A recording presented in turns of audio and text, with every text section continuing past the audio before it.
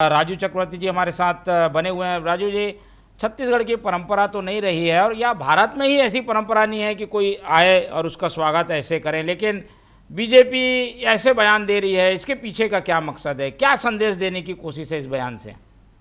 देखिए, बिल्कुल भारत की परंपरा है अतिथि देवो भव, लेकिन राजनीति की परंपरा है कटाक्ष, और राजनीति के हर कटाक्ष के मायने रहते हैं और मतलब निकाले जाते हैं और मकसद होते हैं।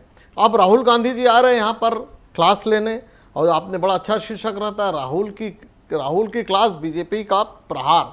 अब प्रहार तो होगा क्योंकि दोनों प्रतिद्वंदी है, चिर प्रतिद्वंदी है लगातार वर्षों से। तो जब राहुल गांधी जी आ रहे हैं, केदार कश्यप जी ने कहा कि वैसे स्वागत है आपका, लेकिन स्वागत किस तरीके से होगा? तो कहावत है ना, ठीक उसी प्रकार से जो आज तक प्याज की परतों की तरह खुल रही है कांग्रेस की शराब घोटाले की परतें, और खुलते जा रही है, रोज नए नए खुलासे हो रहे हैं। और उस शराब घोटाले में 3000 करोड़ की डकैती हुई, छोटी मोटी डकैती नहीं। उस 3000 करोड़ में जो राजस्व छत्तीसगढ़ की सरकार के खजाने में जमा होना था, जिससे स्कूल बनते, कॉलेज बनते, नए मेडिकल कॉलेज की आधारभूत रचनाएं रची जाती, तो उन डकैती के लिए केदार कश्यप जी ने कटाक्ष किया। आएंगे तो स्वागत कैसे होगा? शराब से होगा, शराब से पांव धोएंगे। जैसे पिछले बार शहर के एक व्यक्ति ने फूलों 1 किलोमीटर फूलों की सड़कें बनाई थी। सड़कों की हालत खराब थी, नगर निगम को पैसा नहीं था, लेकिन फूलों की पंखुड़ियों से बनाई गई सड़क, और जिसमें पुष्प की अभिलाषा में अंकित है कि हम किसी नेता या राजा के तले हमको कुचलना मंजूर नहीं। तो जो भी बहरहाल जो हुआ था, तो उसको देखते हुए नवाचार कहा कि वो नवाचार था कि आपने गुलाब की पंखुड़ियों से सड़क बनाई, और अभी शायद आप शराब से पांव धोएंगे, क्योंकि आकंठ शराब के भ्रष्टाचार में डूबी हुई कांग्रेस की सरकार की परतें खुलते जा रही है।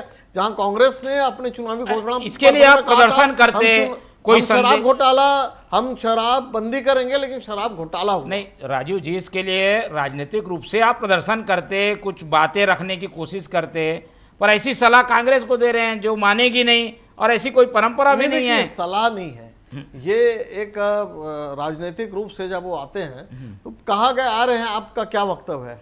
उन्होंने वक्तव्य कहा सटीक, प्रामाणिक और जो सत्य है वो उन्होंने घटना कहा, और साथ में शब्द भी जोड़ा कि उनका आंतरिक मामला है, आ रहे हैं, हमारी शुभकामना है। तो देखिए, जो राजनीतिक शिष्टाचार है वो किया केदार कश्यप जी ने, और राजनीतिक शिष्टाचार के साथ जो शिष्टाचार की सीमाएं पार कर दी लग रहा है। नहीं, ऐसा नहीं है मोहन जी। देखिए, राजनीतिक दर्पण होता है, राजनीतिक दर्पण होता है, और दर्पण कभी झूठ नहीं बोलता।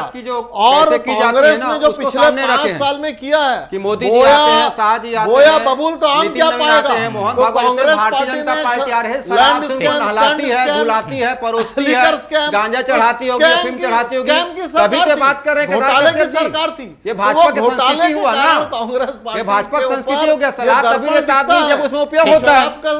मतलब इनके नेता आते हैं तो शराब से नहलाते होंगे, सलाह पिलाते होंगे, गांजा पिलाते होंगे, इसलिए बोल रहे हैं वो। यही कहता है कि कांग्रेस पार्टी ने 5 वर्षों में केवल स्कैम के स्कीम नहीं चलाई, तो स्कैम की सरकार थी। स्कैम लगाने के केदार कश्यप ने अपनी संस्कृति बताया, भाजपा में स्वागत कैसे किया जाता है।